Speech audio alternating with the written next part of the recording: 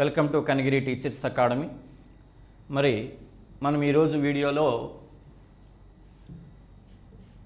October 4వ తేదీన afternoon session 2లో జరిగినటువంటి ముఖ్యంగా లాంగ్వేజ్ ఇంగ్లీష్ వారికి జరిగినటువంటి టెట్ ఎగ్జామినేషన్ పేపర్లో అడిగినటువంటి సైకాలజీ క్వశ్చన్స్ని ఒకసారి చూద్దాం. మరి ఇవి అన్నీ అంటే టెట్ పేపర్ 1 మరియు పేపర్ 2 రాసేటువంటి వాళ్ళకి, అలాగే టెట్ తర్వాత డిఎస్సి రాసేటువంటి ప్రతి అభ్యర్థికి కూడా ఇవి ఉపయోగపడతాయి. ఒక నేరో థాట్తో ఉన్నారు ఎక్కువ మంది అభ్యర్థులు. అంటే లాంగ్వేజ్ పండిట్స్కి అడిగిన సైకాలజీ క్వశ్చన్స్ మనకు అవసరం లేదు, లేదా పేపర్ 1 వాళ్ళకి అడిగినటువంటి క్వశ్చన్స్ని పేపర్ 2 వాళ్ళకి అవసరం లేదు అని కాదు. క్వశ్చన్ ఆ సబ్జెక్ట్ అనేటువంటిది అందరికి ఒకటే, కాకపోతే క్వశ్చన్ పేపర్స్ అనేటువంటివి వేరమ్మ. మరి లాంగ్వేజ్ ఇంగ్లీష్ ఎవరైతే లాంగ్వేజ్కి సంబంధించి ఇంగ్లీష్ వాళ్ళకి టెట్ నిర్వహించారో వారికి అడిగినటువంటి ప్రశ్నాపత్రంలో ఉన్నటువంటి మొదటి 30 ప్రశ్నలను చూద్దాం. ఫస్ట్ క్వశ్చన్ చూడండి, అడాబ్ అక్రోబాట్ రీడర్. ఇది మనకి ఈ ప్రశ్న ఎక్కడి నుంచి ఇచ్చారంటే ఐసీటీ నుంచి ఇచ్చారు. ఐసీటీ నుంచి ఇచ్చినటువంటి ప్రశ్న అడాబ్ అక్రోబాట్ రీడర్ అనేటువంటిది ఈజ్ అన్ ఎగ్జాంపుల్ ఆఫ్, ఇది దేనికి సంబంధించిందని చెప్పేసి ఒక 4 ఆప్షన్లు ఇచ్చారు. సాధారణంగా ఇక్కడ అడాబ్ అక్రోబాట్ రీడర్ అనేటువంటిది మనకి పీడిఎఫ్ ఫైల్ను ఓపెన్ చేసుకోవడానికి ఉపయోగపడేటువంటి ఒక సాఫ్ట్వేర్. ఇది పీడిఎఫ్ అనగా ఏమని కూడా అడుగుతుంటారు. పీడిఎఫ్ అంటే పోర్టబుల్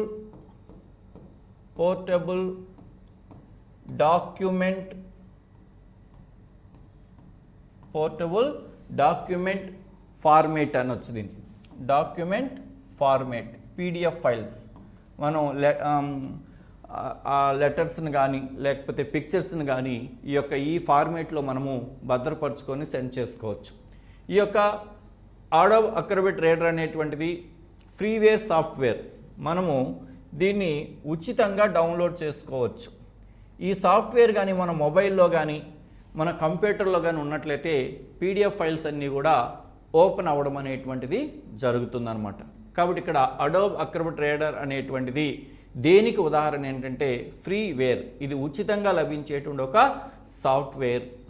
ఇది పీడిఎఫ్ ఫైల్ని ఓపెన్ చేసుకోవడానికి ఇది ఉపయోగపడుతుంది. కాబట్టి ఇక్కడ హ్యాకర్స్ క్రాకర్స్ అనేటువంటిది ఇది మరి కంప్యూటర్ శౌర్యానికి సంబంధించినటువంటిది. మరి అవి రెండూ కాదు. ఇక మనకి ఇక్కడ ఉన్నది ఫ్రీవేర్ మరియు సైబర్ పెట్రోల్ అనేది. ఫ్రీవేర్ అనేది ఒక ఉచితంగా లభించేటువంటి ఒక సాఫ్ట్వేర్. కాబట్టి దీనికి ఆన్సర్ ఏమవుతుందంటే నెంబర్ 2 ఫ్రీవేర్ అవుతుంది. అడాబ్ అక్రోబాట్ రీడర్ అనేటువంటిది ఒక పీడిఎఫ్ ఫైల్స్ను ఓపెన్ చేసుకోవడానికి ఉపయోగించే ఒక ఉచితంగా లభించేటువంటి ఒక సాఫ్ట్వేర్. నెక్స్ట్ క్వశ్చన్ చూడండి, question number 2. The child first gets control over shoulder muscle. మనము ఒక వ్యక్తిని గమనించినట్లయితే షోల్డర్, ఇది షోల్డర్కు సంబంధించి shoulder muscles, then hand muscles, తర్వాత వచ్చేసి ఈ muscles, hand muscles and afterwards over the fingers అంటే మన చేతికి చివరికి సంబంధించినటువంటి, అంటే షోల్డర్ అలాగే హ్యాండ్ అలాగే fingers. So the child first gets control over shoulder muscles, then hand muscles and afterwards over the fingers. This developmental principles. అంటే ఒక శిశువు మొదట తన భుజం యొక్క కండరాల మీద నియంత్రణ సాధించగలుగుతాడు, తర్వాత చేతి కండరాల మీద నియంత్రణ సాధించగలుగుతాడు, తర్వాత చేతి వేళ్ళ మీద నియంత్రణ సాధించగలుగుతాడు. ఇది ఏ రకమైనటువంటి వికాసం అని చెప్పేసి చెప్తారు. ఇది ఏ రకమైన వికాసం అంటే ప్రాక్సిమో డిస్టల్. దీన్ని ఏమంటారంటే తెలుగులో సమీప దూరస్థ వికాసము అంటారు. సమీప దూరస్థ వికాసం అంటారు. సమీప దూరస్థ వికాసం అంటే అర్థం ఏంటంటే వికాసం అనేది ప్రారంభంలో వెన్నుముకకు దగ్గరగా ప్రారంభమై క్రమేణా అక్కడ నుంచి వెలుపుల వైపుకు విస్తరించడాన్ని ఏమంటారంటే సమీప దూరస్థ వికాసం అంటారు. అంటే మన యొక్క భుజము అనేటువంటిది వెన్నుపాముకు దగ్గరగా ఉంటుంది.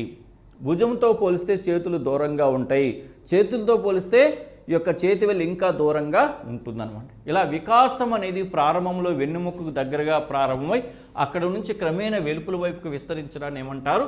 సమీప దూరస్థ వికాసం అంటారు. కాబట్టి రెండవ ప్రశ్నకు ఆన్సర్ ఏంటంటే 1 ప్రాక్సిమో డిస్టల్, సమీప దూరస్థ వికాసం. అందువల్ల చిన్నతనంలో పిల్లలు ఏదైనా బంతితో ఆడుకునేటప్పుడు ఆ బంతిని అందుకునేటప్పుడు ఇలా 2 చేతులను గుండెకి అతుక్కోవడం అనేటువంటిది జరుగుతుంది. అంటే వికాసం అనేది ప్రారంభంలో వెన్నుముకకు దగ్గరగా ఉంటుంది. పెరిగి పెద్ద అయిన తర్వాత అదే బంతిని ఏం చేస్తారు? చేతివేలతో పట్టుకోవడం అనేటువంటిది జరుగుతుంది. ఇలా వికాసం అనేది ప్రారంభంలో వెన్నుపాముకు దగ్గరగా ఉండి క్రమేణా అక్కడ నుంచి వెలుపుల వైపుకు దూరంగా విస్తరిస్తుంది అన్నమాట. కాబట్టి దీన్ని ప్రాక్సిమో డిస్టల్, సమీప దూరస్థ వికాసము అంటారు. నెక్స్ట్ క్వశ్చన్ చూడండి. Next question, the child develops a sense of trust in people when the parents provide him. మరి పిల్లల్లో sense of trust in people అంటే పిల్లలు తర్వాత ప్రజలను నమ్మాలి అంటే when the parents provide him. పిల్లలు పెరిగి పెద్ద అయిన తర్వాత మరి తన చుట్టూ ఉండేటువంటి ప్రజలను నమ్మాలంటే పేరెంట్స్ పిల్లలకు చిన్నతనంలో ఏమి కల్పించాలి? చూడండి, money and comfort, love and security, third one money and status, fourth one freedom and independence. ఎప్పుడు కూడా చిన్నతనంలో పిల్లలకి కల్పించవలసింది తల్లిదండ్రులు తగిన ప్రేమ మరియు భద్రత, నేనున్నాను అనేటువంటి ఒక భద్రత. కాబట్టి ఇక్కడ ఆప్షన్ ఏంటంటే love and security, love and security.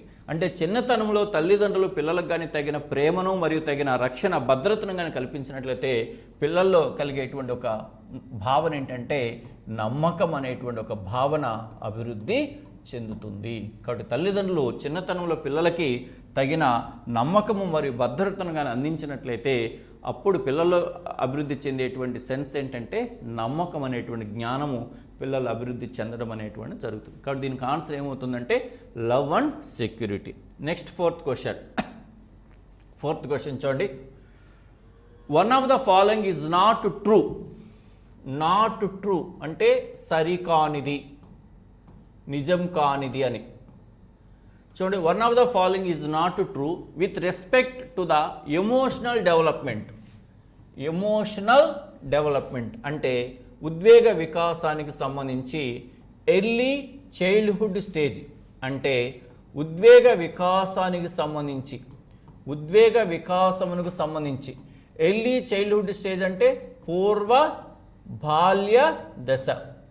పూర్వ బాల్య దశలో ఉద్వేగ వికాసానికి సంబంధించి నిజము కానిది ఏంటని ఒక 4 స్టేట్మెంట్లు ఇక్కడ ఇవ్వడం అనేటువంటి జరిగింది. ఒక రకంగా ఇది కొంచెం కాంట్రవర్సీగానే ఉండేటువంటి స్టేట్మెంటు, కొంచెం హై లెవెల్ థింకింగ్లో ఈ ప్రశ్న అడగడం జరిగింది.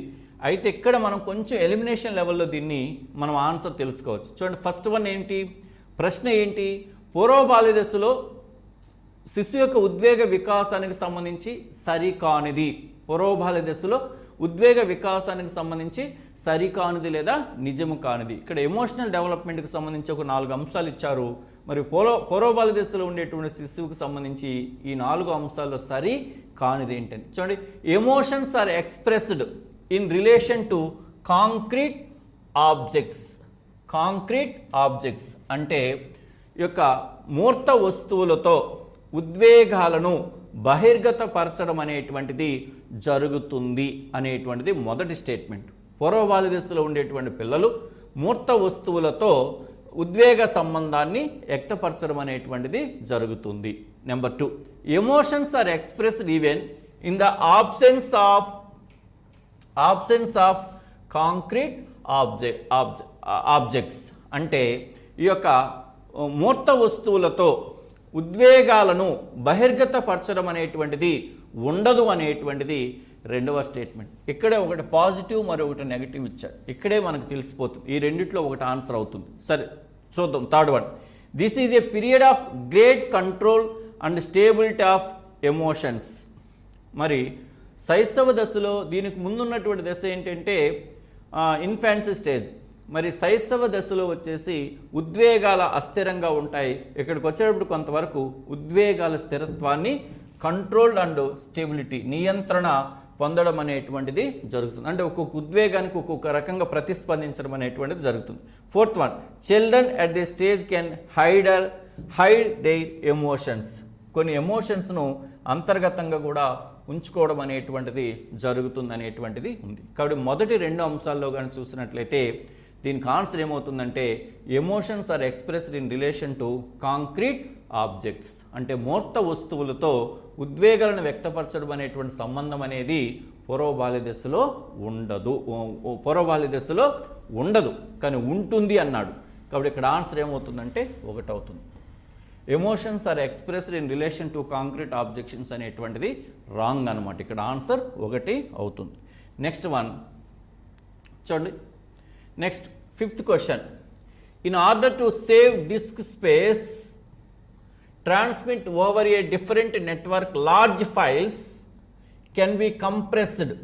These files are called. ఇది కూడా ఐసీటీ నుంచి వచ్చింది. చాలా సందర్భాల్లో మనం సేవ్ చేసినటువంటి ఫైల్ యొక్క పరిమాణం ఎక్కువ జీబీగా ఉన్నట్లయితే దాన్ని మనము ట్రాన్స్మిట్ అంటే పంపడం కోసం ఏం చేస్తామంటే ఫైల్ యొక్క సైజును తగ్గిస్తాం. ఫైల్ యొక్క సైజును తగ్గించడాన్ని కంప్రెస్డ్ అని చెప్పేసి అంటారు. దాన్ని ఏమని పిలుస్తారంటే జిప్ అంటారు. దాన్ని జిప్ ఫైల్ అంటారు. కంప్రెసర్ చేసినటువంటి ఫైల్ ఏమంటారంటే జిప్ ఫైల్ అని చెప్పేసి అంటారు అనమాట. ఇది అందరికీ సాధారణంగా మనం ఎప్పుడైనా కూడా ఫైల్ సైజ్ ఎక్కువగా ఉంటే దాన్ని జిప్ చేసి పంపించండి అని చెప్పేసి అంటారు. ఇది కూడా ఒక రకమైన సాఫ్ట్వేర్ అనమాట. అంటే ఫైల్ సైజ్ పరిమాణాన్ని తగ్గించినట్లయితే దాన్ని జిప్ ఫైల్ అని చెప్పేసి పిలుస్తారు అనమాట. ఇది ఐసీటీ నుంచి ఇచ్చినటువంటి ప్రశ్న.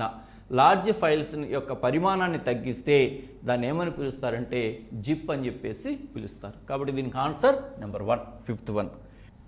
చూడండి, the cognitive structures that children and elders use to adapt to the objects in the environment are called as. The cognitive structures, సంజ్ఞానాత్మక నిర్మితులు. The cognitive structures the children and elders used to adapt to the objects in the environment called as. దీని అర్థం ఏంటంటే పిల్లలు కానీ పెద్దలు కానీ తమ చుట్టూ ఉన్న పరిసరాలతో సర్దుబాటు చేసుకోవడానికి ఉపయోగించుకునే కొన్ని సంజ్ఞానాత్మక నిర్మితులను ఏమని పిలుస్తారంటే స్కీమాటా అంటారు. దీనికి ఆన్సర్ వచ్చేసి schemata. The cognitive structures that children and elders use to adapt to the objects in the environment are called as. పిల్లలు కానీ పెద్దలు కానీ తమ చుట్టూ ఉండే పరిసరాలతో సర్దుబాటు చేసుకోవడానికి ఉపయోగించుకునే కొన్ని సంజ్ఞానాత్మక నిర్మితులను కాగ్నిటివ్ స్ట్రక్చర్స్ని ఏమంటారంటే స్కీమా లేదా స్కీమాట్ అంటారు. కాబట్టి ఇక్కడ 7th వన్ ఆన్సర్ ఏంటంటే 4th ఆప్షన్ వస్తుందన్నమాట. Next one 8th. చూడండి, the model of structure of the intellect was proposed by. The model of structure of the intellect అంటే ప్రజ్ఞాస్వరూప సిద్ధాంతం. ప్రజ్ఞా సిద్ధాంతాలలో ప్రజ్ఞాస్వరూప సిద్ధాంతాన్ని ప్రతిపాదించిన వ్యక్తి ఎవరంటే గిల్ఫర్డ్ ప్రజ్ఞా సిద్ధాంతాలకు సంబంధించి ఇచ్చారు. బిన్నెట్ వచ్చేసి యూనిఫ్యాక్టర్ ఇంటెలిజెన్స్ థియరీ, తార్నడైక్ వచ్చేసి multi factor intelligence theory, Spearman వచ్చేసి 2 ఫ్యాక్టర్ ఇంటెలిజెన్స్ థియరీ. కాబట్టి ఇక్కడ the model of structure of the intellect was proposed by అంటే structure of intellect SOI structure of intellect థియరీని ప్రతిపాదించిన వ్యక్తి ఎవరంటే గిల్ఫర్డ్ అనమాట. అది కాబట్టి ఆన్సర్ 1 అవుతుంది. 8వ దానికి ఆన్సర్ 1వది అవుతుంది. నెక్స్ట్ క్వశ్చన్ చూడండి, 9th question. Pick the one from the following which is not an acquired individual differences. ఇక్కడ ప్రశ్న ఏమడిగారంటే చూడమ్మా, అక్వైర్డ్ అంటే సంపాదితం లేదా ఆర్జితం. అక్వైర్డ్ ఇండివిజువల్ డిఫరెన్సెస్ అంటే క్రింది వానిలో వైయక్తిక భేదాల వైయక్తిక భేదాలను కలిగించే కారకాలలో సంపాదిత కారకం కానిది. సంపాదిత కారకం కానిది అంటే అర్థం ఏంటి? పుట్టుకతోనే వచ్చేటువంటి కారకము ఏమిటి అని. Pick the one from the following which is not an acquired individual differences. అంటే వైయక్తిక భేదాలు సంభవించడానికి గల కారణాలు ఏంటి? మనకి జీవ సంబంధిత కారకాల వలన వైయక్తిక భేదాలు కలుగుతాయి, పరిసర సంబంధిత కారకాల వలన కూడా వైయక్తిక భేదాలు కలుగుతాయి. మరి ఇక్కడ సంపాదిత కారకం కానిది అంటే సోషల్, మన పరిసరాల ద్వారానే ఏర్పడతాయి. ఎడ్యుకేషనల్, మనం చదువుకుంటేనే వస్తాయి పరిసరాల ద్వారా. ఫిజికల్, మన భౌతిక పరమైనటువంటి మార్పులన్నీ కూడా మనకు పుట్టుక ద్వారా వస్తాయి. ఇవి మనము సంపాదించుకునేటువంటి కారకం కాదు. మన శరీర నిర్మాణాన్ని పెంచుకోవాలంటే మనం పెంచుకోలేం, తగ్గించుకోవాలంటే మనం తగ్గించుకోలేం, మన రంగును కూడా మనం మార్చుకోలేం, మన రూపాన్ని కూడా మనం మార్చుకోలేం. కల్చరల్, పరిసరాల ద్వారా వస్తుంది. కాబట్టి ఇక్కడ సంపాదిత కారకం కానిది ఏంటంటే ఫిజికల్ అనేటువంటిది వైయక్తిక భేదాలను కలిగించేటువంటి కారకాలలో సంపాదిత కారకము కాదు. నెక్స్ట్ వన్ చూడండి. The number of factors in Cattell personality factor test. Cattle తయారు చేసినటువంటి మూర్తిమత్వ పరీక్షలలో 16PF అనేది తెలుసు మీకు. 16PF 16 మూర్తిమత్వ కారకాల నికష. కాబట్టి ఇక్కడ ఆన్సర్ ఏమవుతుంది? Answer number 3. The number of factors in Cattell personality factors test. 16 personality factors టెస్ట్ని డెవలప్ చేసిన వ్యక్తి ఎవరంటే రేమండ్ బి క్యాటిల్. కాబట్టి 16 మూర్తిమత్వ కారకాల నికష. కాబట్టి ఆన్సర్ దీనికి 3 అవుతుందమ్మా, 3rd అవుతుంది. నెక్స్ట్ వన్ చూడండి. 11th question. One of the following is not the individual test of intelligence. Not the అంటే ప్రజ్ఞా పరీక్షలలో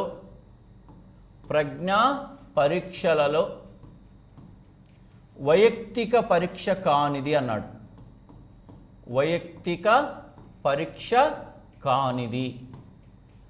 ప్రజ్ఞా పరీక్షలలో వైయక్తిక పరీక్ష కానిది, ఇండివిడ్యువల్ టెస్ట్ అంటే ఒక్కొక్కరిని విడివిడిగా పరీక్షించడానికి సంబంధించిన ప్రజ్ఞా పరీక్ష కానిది ఏమిటి అని చూడండి. Binet Simon test, army alpha test, Wechsler intelligence scale, Porteus maze test. ఇక్కడ మనకు నేరుగా కనపడింది ఆర్మీకి సంబంధించిన పరీక్షలన్నీ కూడా గ్రూప్ టెస్ట్లే. ఆర్మీ ఆల్ఫా అనేది గ్రూప్ టెస్ట్. ఆర్మీ ఆల్ఫే కాదు, ఆర్మీ బీటా కానీ, ఆర్మీ జనరల్ క్లాసిఫికేషన్ టెస్ట్ కానీ, మరి 3వ తేదీ జరిగినటువంటి ఎగ్జామినేషన్లో ఆర్మీ బీటా టెస్ట్ అనేటువంటిది ఏ రకమైన టెస్ట్ అని చెప్పేసి కింద రకరకాల ఆప్షన్స్ అడిగారు. Group and non verbal test. కాబట్టి ఇక్కడ ఆర్మీ ఆల్ఫా అనేటువంటిది గ్రూప్ టెస్ట్. కాబట్టి గ్రూప్ టెస్ట్ ఆర్మీ ఆల్ఫా కాబట్టి ఇది వైయక్తిక పరీక్ష కాదు. బినే సైమన్ వైయక్తిక పరీక్షే, వెస్లర్ ఇంటెలిజెన్స్ స్కేల్ వైయక్తిక పరీక్షే, ప్రోటిస్ మేజ్ టెస్ట్ కూడా వైయక్తిక పరీక్షే. మరి ఆర్మీ ఆల్ఫా అనేటువంటిది వైయక్తిక పరీక్ష కాదు, అది గ్రూప్ టెస్ట్ కాబట్టి వైయక్తిక. అడిగింది అయితే one of the following is not the individual test of intelligence. ప్రజ్ఞా పరీక్షలో వైయక్తిక పరీక్ష కానిది ఏంటంటే army alpha. Okay, next question చూసినట్లయితే మనం చూడండి. మనకి 3వ తేదీ తర్వాత 4వ తేదీ మార్నింగ్ అడిగినటువంటి ఎగ్జామినేషన్లో సేమ్ ఆ టైప్ ఆఫ్ క్వశ్చన్ రిపీట్ అయింది. ఇక్కడ the number of test items that the test of mechanical reasoning of DAT consist of. Mechanical reasoning అంటే యాంత్రిక వివేచనం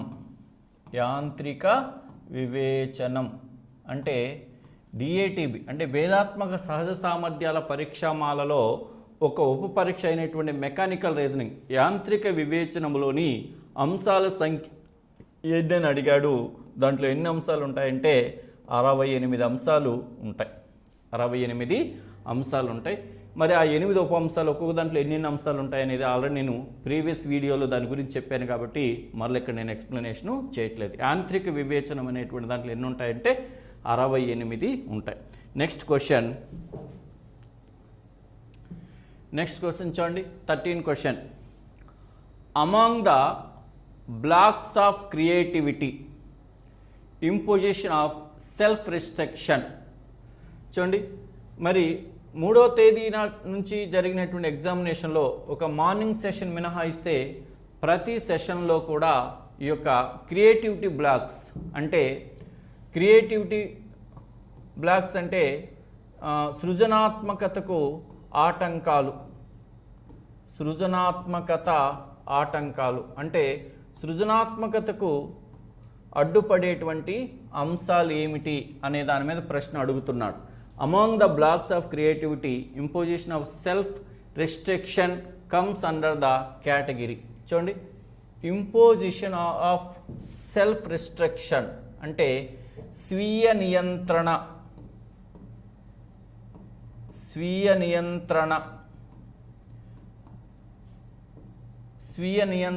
అనేటువంటి ఇది సృజనాత్మకత ఆటంకాలలో దేనికి సంబంధించిందని చెప్పేసి ప్రశ్న అడిగాడు. అంటే స్వీయ నియంత్రణను కోల్పోవడం, imposition among the blocks of creativity imposition of self restrictions come under this category.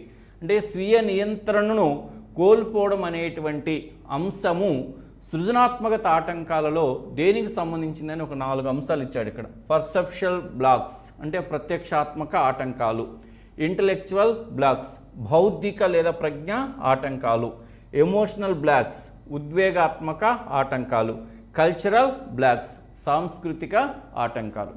వాస్తవంగా దీనికి కీ ఏమి ఇచ్చున్నారంటే పర్సెప్షువల్ బ్లాక్స్ అని చెప్పేసి కీ ఇచ్చున్నారు. కానీ ఈ యొక్క సెల్ఫ్ రెస్ట్రిక్షన్ స్వీయ నియంత్రణ అనేటువంటిది ఏమవుతుందంటే నా ఉద్దేశం ప్రకారంగా ఇది ఎమోషనల్ బ్లాక్ అవుతుంది. కాబట్టి ఎవరైనా సరే 4వ తేదీ ఆఫ్టర్నూన్ సెషన్ లాంగ్వేజ్ ఇంగ్లీష్ రాసినటువంటి వాళ్ళు ఎవరైనా సరే ఆన్సర్ 3గాని పెట్టుండి, ఒకవేళ వాళ్ళు 1 ఇచ్చున్నారు కాబట్టి మీరు దాన్ని అబ్జెక్షన్గా దీన్ని పెట్టుకోవచ్చు. సెల్ఫ్ రిస్ట్రిక్షన్ అనేటువంటిది ఎమోషనల్ బ్లాక్ అవుతుంది నా ఉద్దేశం ప్రకారం. కాకపోతే అక్కడ కీ ఏమి ఇచ్చున్నారంటే పర్సెప్షనల్ బ్లాక్స్కి కీ ఇచ్చున్నారనమాట, ప్రత్యక్షాత్మక ఆటంకాలకి కీ అనేటువంటిది ఇచ్చున్నారనమాట. నెక్స్ట్ క్వశ్చన్ చూడండి. నెక్స్ట్ క్వశ్చన్ చూడండి 14వ క్వశ్చన్. Psycho analytic theory of development emphasize about. అంటే చూడండి, సైకో అనాలిటిక్ అంటే మనోవిశ్లేషణ సిద్ధాంతం. మనోవిశ్లేషణ సిద్ధాంతం ఎవరిది? Sigmund Freud. మనోవిశ్లేషణ సిద్ధాంతం సైకో అనాలిటిక్ థియరీ, మనోవిశ్లేషణ సిద్ధాంతం ఎవరిది? Sigmund Freud. మరి ఈ యొక్క సిగ్మండ్ ఫ్రాయిడ్ యొక్క మనోవిశ్లేషణ సిద్ధాంతం అనేటువంటిది దేని గురించి వివరిస్తుందని చెప్పేసి ఒక 4 స్టేట్మెంట్లు ఇచ్చారు. చూడండి, the importance of early childhood experiences అంటే పూర్వ బాల్యదశ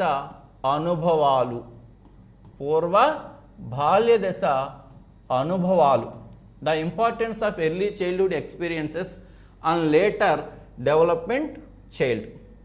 మరి లేటర్ డెవలప్మెంట్ చైల్డ్ అంటే ఆ తరువాత అభివృద్ధికి లేదా వికాసానికి దోహదపడతాయి. సింపుల్గా చెప్పాలంటే చిన్నతనంలో ఎదురయ్యేటువంటి అనుభవాలు అనేవి ఆ తర్వాత దశలు అంటే పెద్దయిన తర్వాత ఆ శిశువు యొక్క వికాసానికి దోహదపడతాయి అనేది మొదటి అంశం. అంటే మనోవిశ్లేషణ సిద్ధాంతం దాన్ని చెప్తుందా.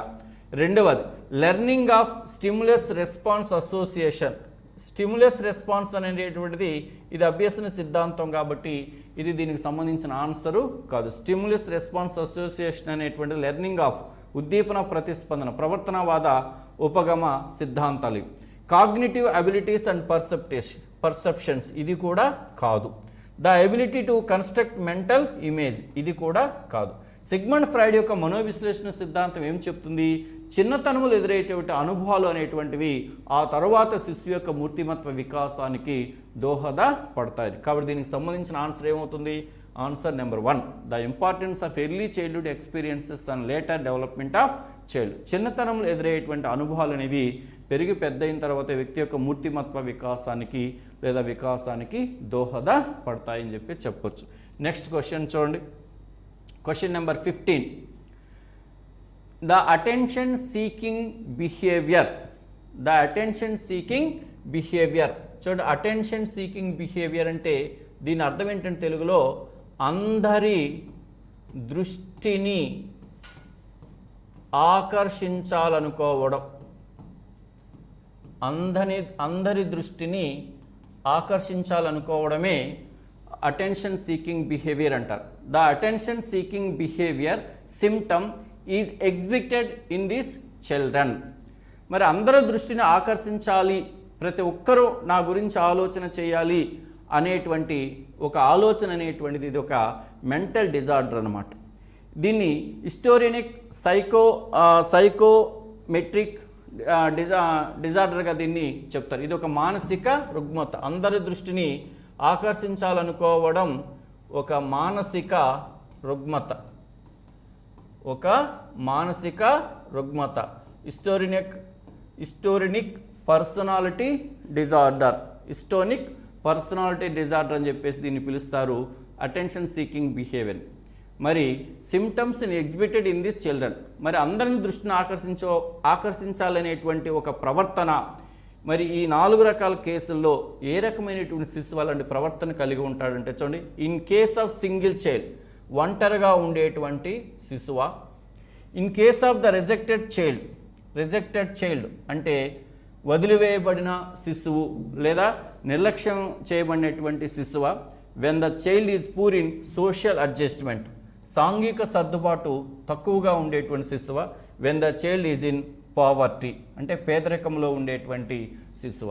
ఎప్పుడు కూడా శిశువు చిన్నతనం నుంచి కుటుంబం లేదా ఇతరుల యొక్క నిర్లక్ష్యానికి గురి కాబడుతూ ఉన్నట్లయితే అప్పుడు ఆ శిశువు చేసే ప్రతి పని కూడా ఎలా ఉంటుందంటే అందరూ నా గురించి ఆలోచన చేయాలనేటువంటి ఒక ప్రవర్తనను కలిగి ఉంటారు. కాబట్టి in case of the rejected child దీనికి ఆన్సర్ ఏమవుతుందంటే నెంబర్ 2 అవుతుందమ్మా. అందరిని దృష్టిని ఆకర్షించాలనుకునేటువంటి ఒక మానసిక రుగ్మత అంటే హిస్టోరినిక్ పర్సనాలిటీ డిజార్డర్ అనేటువంటిది ఏ రకమైన శిశువులో కలుగుతుందంటే in case of the rejected child అంటే నిర్లక్ష్యంగా పడినటువంటి శిశువులు ఇలాంటి ప్రవర్తన అనేటువంటిది ఉంటుంది. కాబట్టి దీనికి ఆన్సర్ ఏమవుతుందంటే 15వ దానికి సెకండ్ వన్, 15కి సెకండ్ వన్ ఆన్సరు అవుతుంది. నెక్స్ట్ క్వశ్చన్ చూడండి, 16. The type of learning in a formal school, నియత పాఠశాల, ఒక నియమబద్ధమైనటువంటి నియత పాఠశాల, ఒక నియమబద్ధమైనటువంటి టైం టేబుల్తో ప్రణాళికతో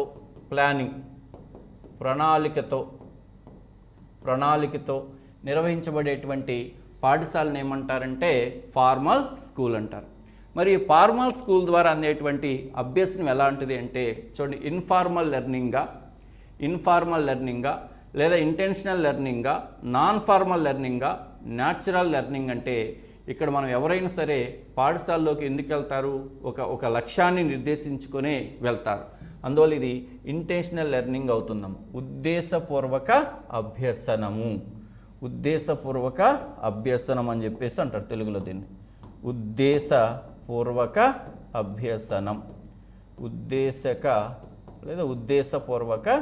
అభ్యసనం, ఒక లక్ష్యాన్ని లేదా ఒక గమ్యాన్ని నిర్దేశించుకొని ఆ లక్ష్యాన్ని లేదా గమ్యాన్ని సాధించడం కోసమే పిల్లల్ని తల్లిదండ్రులు పాఠశాలకు పంపించడం అనేటువంటిది జరుగుతుంది. అందువల్ల దీన్ని ఇంటెన్షనల్ లెర్నింగ్ అంటారు, ఉద్దేశపూర్వక అభ్యసనం అంటారు. సాధారణ పాఠశాలలో చదివేటువంటి విద్య ద్వారా అందేది. నెక్స్ట్ క్వశ్చన్ చూడండి, next question, pick up the one from the following which is the correct sequence regarding the process of concept formation. చూడండి, కాన్సెప్ట్ ఫార్మేషన్ అంటే భావన ఏర్పడే విధానం, భావన ఏర్పడే క్రమం ఏంటి అని చెప్పేసి అడిగారు. ఆల్రెడీ ప్రతి ఎగ్జామినేషన్ పేపర్లో కూడా కాన్సెప్ట్ మీద ఒక ప్రశ్న అనేటువంటిది అడుగుతూ ఉన్నారు. మరి ఇక్కడ భావన ఏర్పడే క్రమం ఏంటంటే, భావన అంటే అర్థం ఏంటి, సామాన్య లక్షణాలు కలిగిన ఒక ఉద్దీపన తరగతిని ఏమంటారు, భావన అంటారు. మనం ఏం చేస్తాం,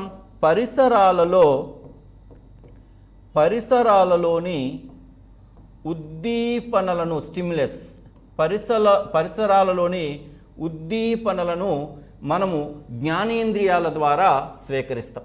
పరిసరాలలోని ఉద్దీపనలను మనము జ్ఞానేంద్రియాల ద్వారా స్వీకరిస్తాం. జ్ఞానేంద్రియాల ద్వారా స్వీకరించినప్పుడు అవి మెదడుకు చేరుతాయి. వాటిని ఏమంటారంటే సంవేదనలు, సెన్సేషన్స్ అంటారు. పరిసరాలలోని ఉద్దీపనలను మన జ్ఞానేంద్రియాల ద్వారా స్వీకరిస్తాం, అవి మెదడుకు చేరుతాయి. మెదడులో ఉండేటువంటి ఉద్దీపనలు ఏంటంటే సంవేదనలు అంటారు. మరి మెదడుకి ఎప్పుడైతే సంవేదనలు చేరాయో మనం ఆలోచన చేస్తాం. ఆలోచన చేసి వాటిని అర్థం చేసుకోవడానికి ప్రయత్నము చేస్తాం. వాటిని అర్థం చేసుకోవడానికి మనము ప్రయత్నము చేస్తాం. అంటే గ్రహించిన ఉద్దీపనలను సంవేదనలు అంటారు. ఆ సంవేదనల గురించి ఆలోచన చేసి వాటిని మనము అర్థం చేసుకోవడానికి వివరిస్తాం. ఇలా మన విషయాలను అర్థం చేసుకోవడాన్నే పర్సెప్షన్ అంటారమ్మ, ప్రత్యక్షము అంటారు. ఉద్దీపనలను గ్రహించడాన్ని సంవేదనలు అంటారు. గ్రహించిన సంవేదనలు అర్థం చేసుకోవడాన్ని ఏమంటారు, ప్రత్యక్షం అని చెప్పేసి అంటారు, పర్సెప్షన్ అని చెప్పేసి అంటారు. మరి ఆ తర్వాత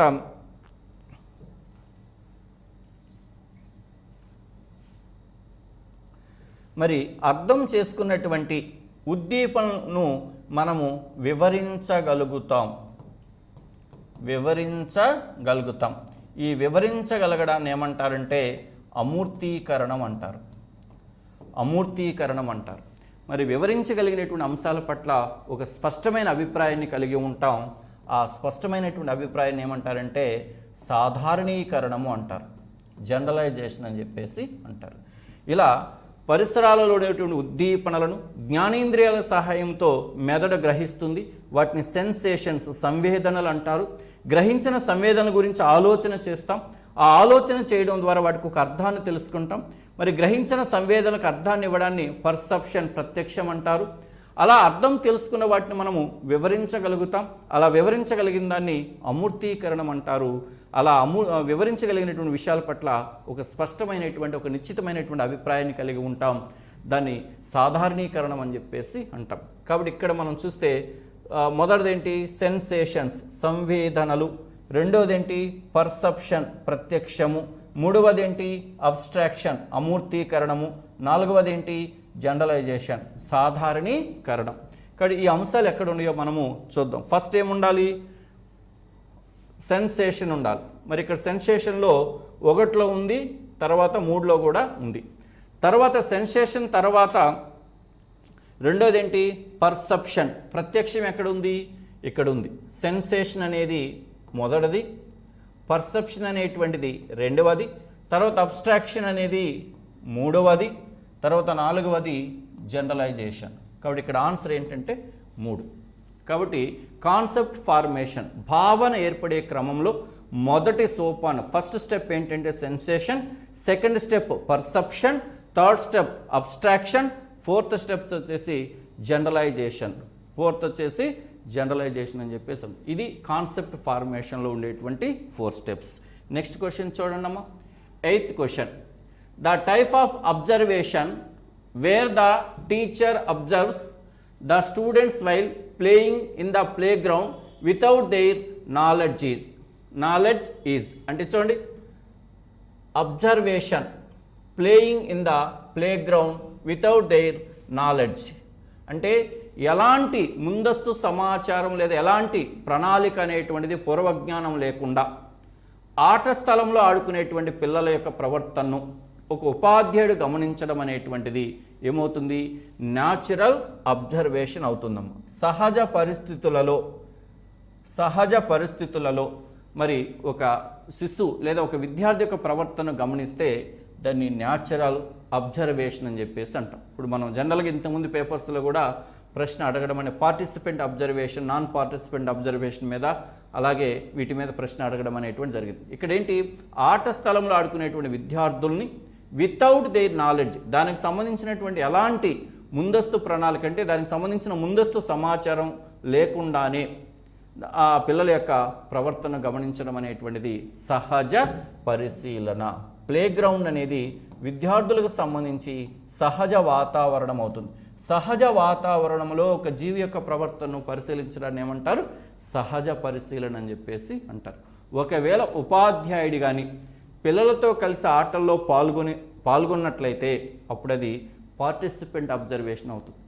ఉపాధ్యాయుడు పాల్గొనలేదు, జస్ట్ పరిశీలించాడు. Observation where the teacher observes the students while playing in the playground without their knowledge. కాబట్టి ఇక్కడ న్యాచురల్ అబ్జర్వేషన్ అవుతుంది, సహజ పరిశీలన. Option number 2. నెక్స్ట్ 19th చూడండి. Pavlo classical condition is an example of this theory of learning. చూడండి, classical condition శాస్త్రీయ నిబంధన సిద్ధాంతం. పావ్లోవ్ యొక్క శాస్త్రీయ నిబంధన సిద్ధాంతం అనేది ఏ రకమైనటువంటి అభ్యసనానికి సంబంధించిందని చెప్పేసి అడగడం జరిగింది. చూడండి, Pavlov classical condition is an example of this theory of learning. మరి ఇది ప్రవర్తనవాద సిద్ధాంతానికి సంబంధించింది.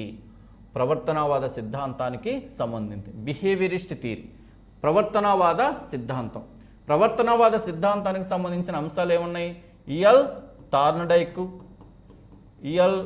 థార్నడైక్ trial and error learning theory కానీ, అలాగే Skinner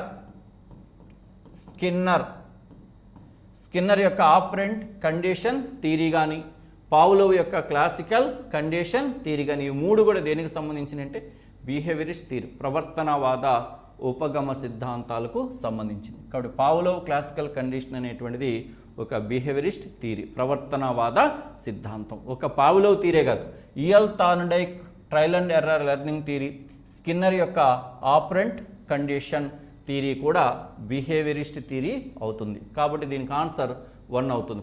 Pavlov classical condition is an example of this theory of learning అనేటువంటిది ప్రవర్తనవాద సిద్ధాంతం. నెక్స్ట్ క్వశ్చన్ చూడండి, క్వశ్చన్ నెంబర్ 20. ద లెర్నింగ్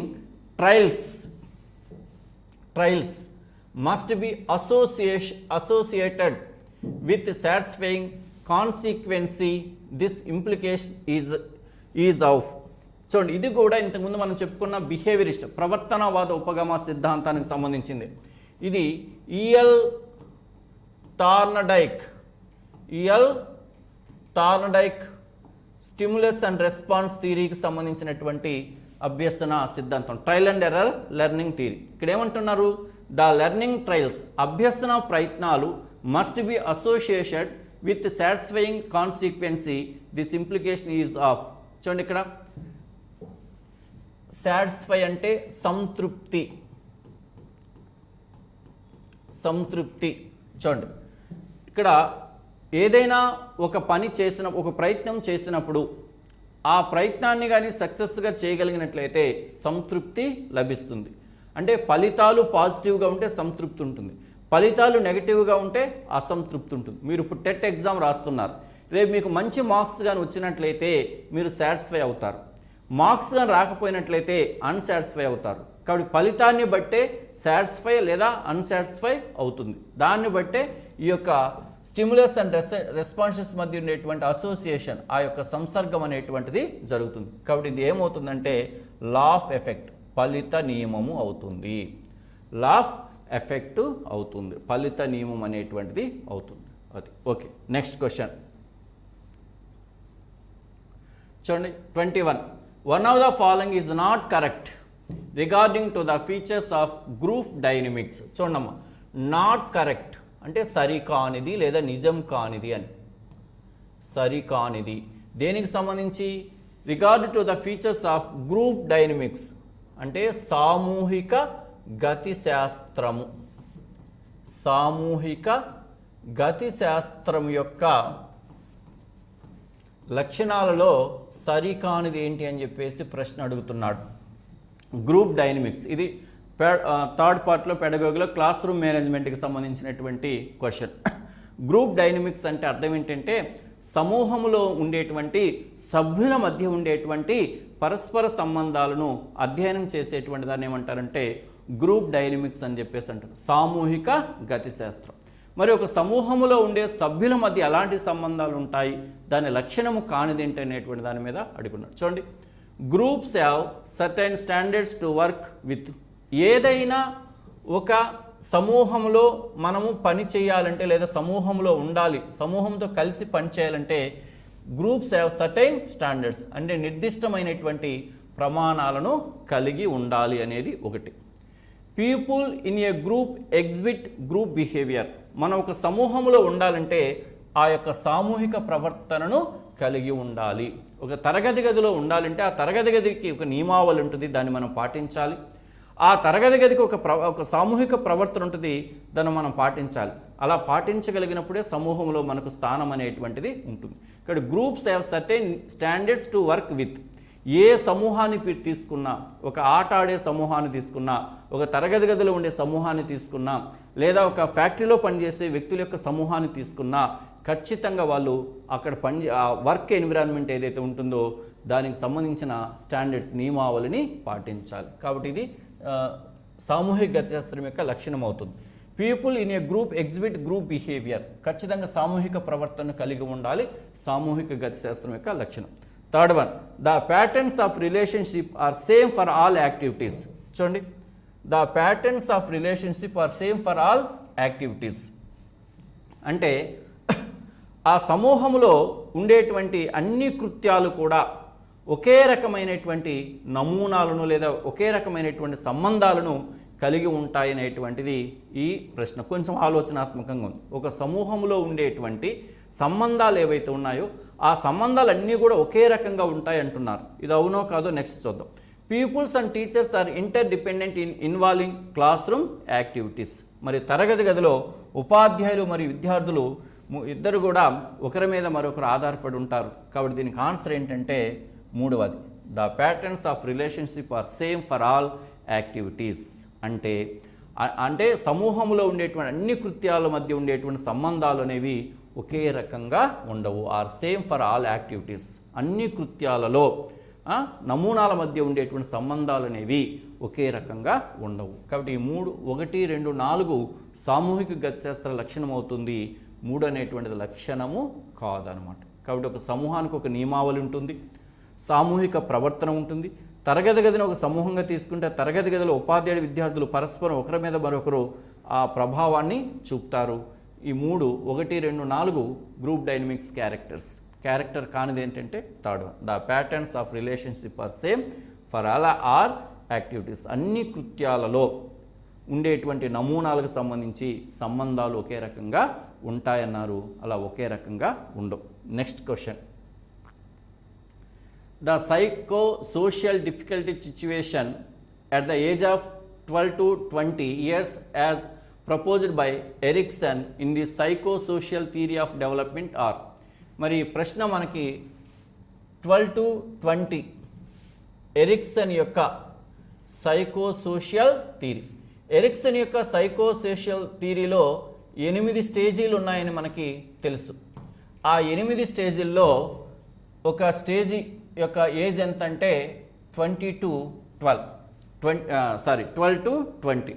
మరి ఇక్కడ 12 to 20 అనేటువంటిది 12 to 20 ఇయర్స్ ఏజ్ ఉండేటువంటి దశను మనం ఏమంటాం? అడోలిసెన్స్, కౌమార దశ. మరి కౌమార దశలో ఉండేటువంటి వారు మరి ఎరిక్సన్ యొక్క సాంఘిక వికాస సిద్ధాంతంలో ఎలాంటి సందిగ్ధ పరిస్థితిని, డిఫికల్ట్ సిచ్యువేషన్, ఎలాంటి సందిగ్ధ పరిస్థితిని ఎదుర్కొంటారంటే role identity and role confuse, పాత్ర గుర్తింపు మరియు పాత్ర సందిగ్ధం అంటారు దీన్ని. పాత్ర గుర్తింపు అలాగే పాత్ర సందిగ్ధం అనేటువంటి డిఫికల్ట్ సిచ్యువేషన్ని కలిగి ఉంటారు. కాబట్టి కౌమార దశలో ఉండేటువంటి వారు పాత్ర గుర్తింపు మరియు పాత్ర సందిగ్ధం అనేటువంటి లక్షణాన్ని కలిగి ఉంటారు. ఇది దీనికి సంబంధించినటువంటి ఆన్సర్. నెక్స్ట్ 23rd చూడండి, ఐసిటి నుంచి అడగడం. The love bug computer virus is of this type. ఇది ఐసిటి నుంచి అడిగిన ప్రశ్న. ఇది 3వ ప్రశ్న. చూడండి, ఒకే క్వశ్చన్ పేపర్లో ఐసిటి నుంచి 3 క్వశ్చన్స్ ఇవ్వడం అనేటువంటిది జరిగింది. The love bug computer virus is of the type of computer అంటే ఇది ఫైల్లో ఉండేటువంటి సమాచారాన్ని నాశనం చేసేటువంటి ఒక వైరస్ అన్నమాట. The love bug computer virus. కాబట్టి ఇది ఫైల్ డిస్ట్రాయర్. ఫైల్ డిస్ట్రాయర్ అనేటువంటిది లవ్ బగ్ కంప్యూటర్ వైరస్ అన్నమాట. ఇది ఫైల్లో ఉండేటువంటి సమాచారం నాశనం చేసేటువంటి ఒక వైరస్, ఫైల్ డిస్ట్రాయర్. దీనికి ఆన్సర్ ఐసీటీకి సంబంధించి ఉన్నాయి.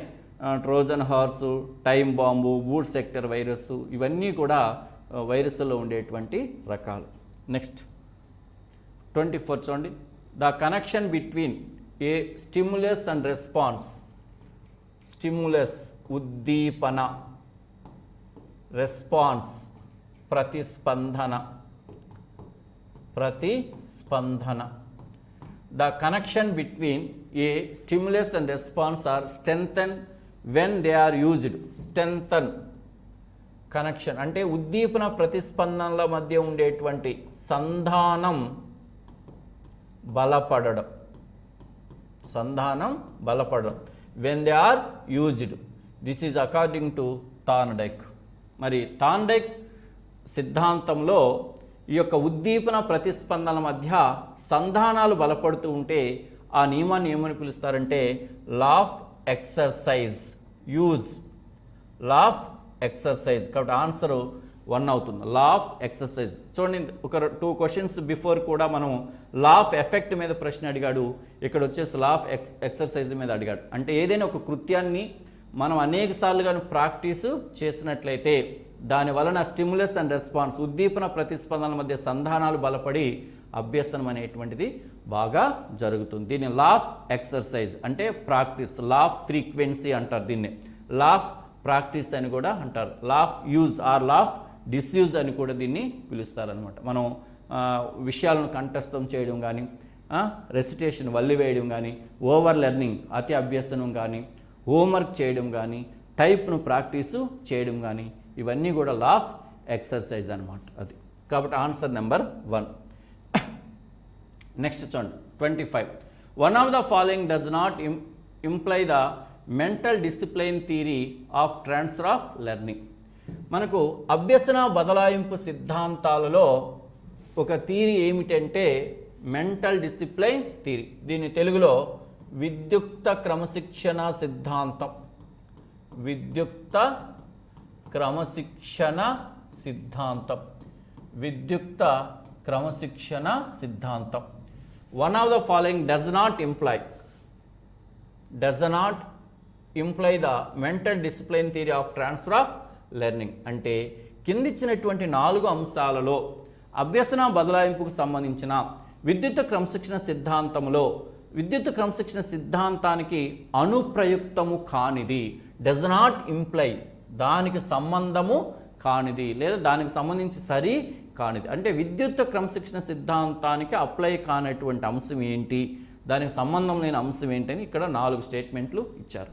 చూడండి, ఇక్కడ learning of logic enables to use logical skills in solving math problems. Number 2, learning of grammar promotes the understanding of logic. 3, transfer of learning occurs when there identical elements. దీన్నే సమరూప మూలకాలు.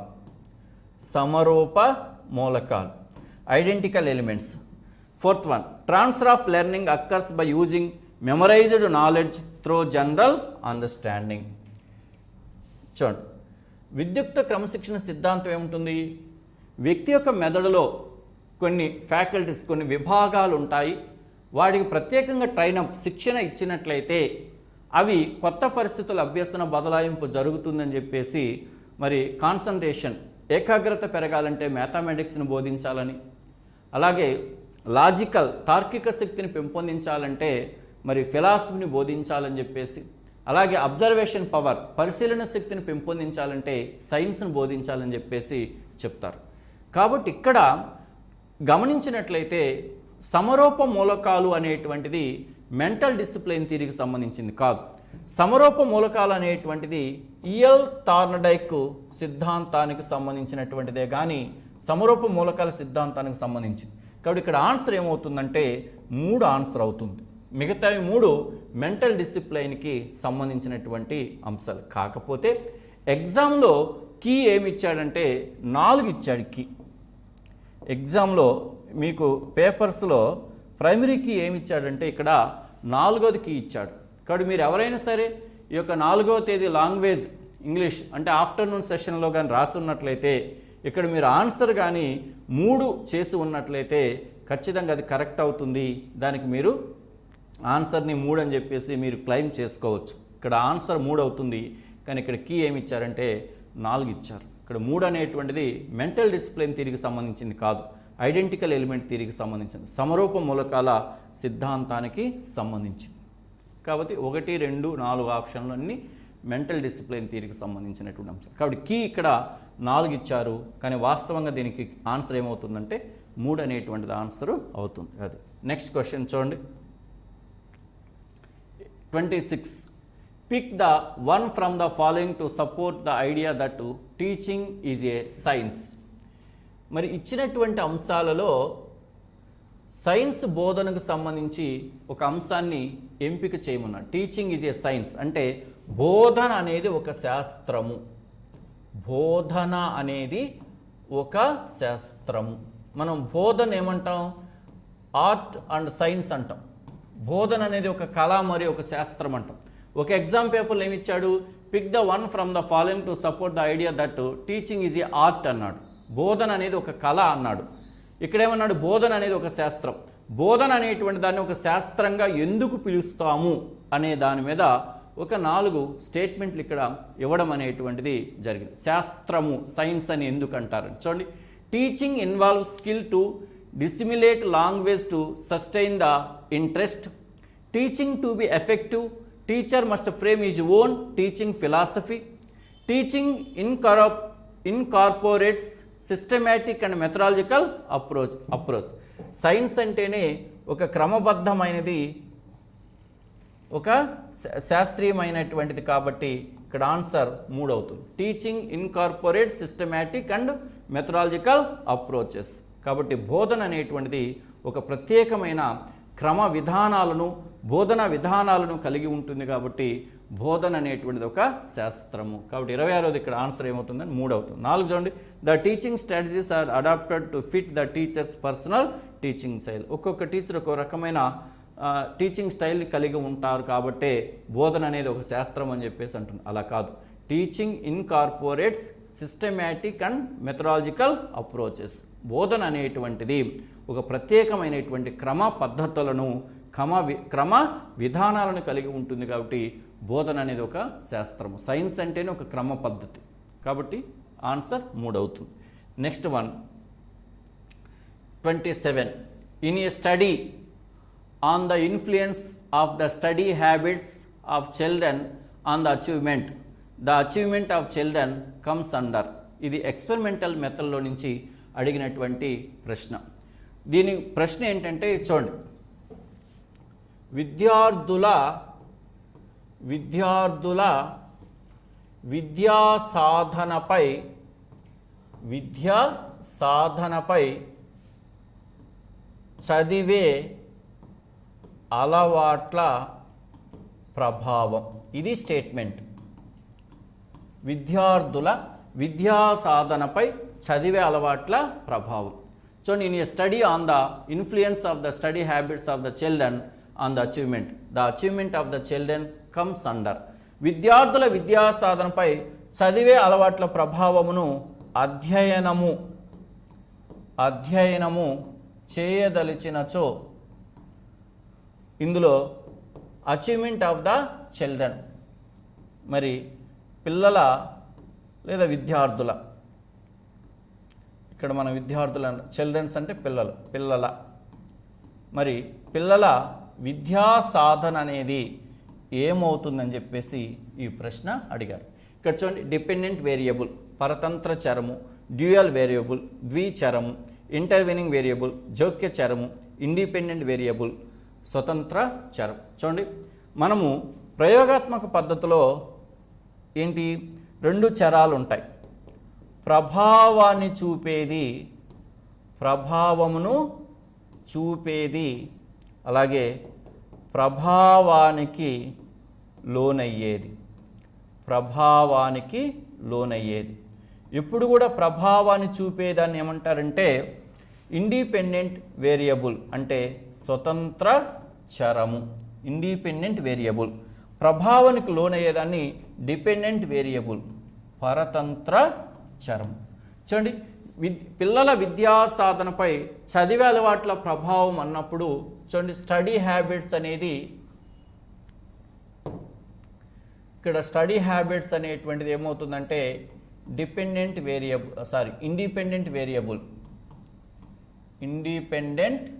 Variable స్వతంత్ర చరం అవుతుంది.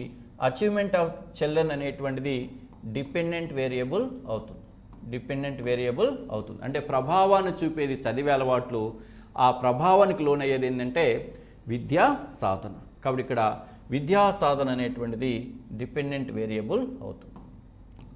ప్రభావానికి లోనయ్యేదే డిపెండెంట్ వేరియబుల్. మరి విద్యా సాధన మీద study habits అనేటువంటివి ప్రభావాన్ని చూపుతాయన్నమాట. అది next one, participation of the learner in the enquiry based learning is. చూడండి, ఎంక్వైరీ బేస్డ్ లెర్నింగ్, అన్వేషణాత్మక అభ్యసనం. దీన్నే మీరు బోధనా పద్ధతులలో హ్యూరిస్టిక్ మెథడ్ అంటారు. మరి ఇక్కడ అన్వేషణాత్మక అభ్యసనం అనేటువంటిది చైల్డ్ సెంటర్డ్, అంటే విద్యార్థి కేంద్రీకృతం. అన్వేషణాత్మక అభ్యసనం అనేది pupil centred or child centred. మరి విద్యార్థి కేంద్రీకృత విధానంలో మరి విద్యార్థి ఎలా ఉంటాడు? యాక్టివ్గా ఉంటాడు. విద్యార్థి యాక్టివ్గా ఉంటాడు, క్రియాత్మకంగా ఉంటాడు. విద్యార్థి యాక్టివ్గా ఉంటాడు. Participation of the learner in the enquiry based learning అన్నప్పుడు యాక్టివ్గా ఉంటాడు.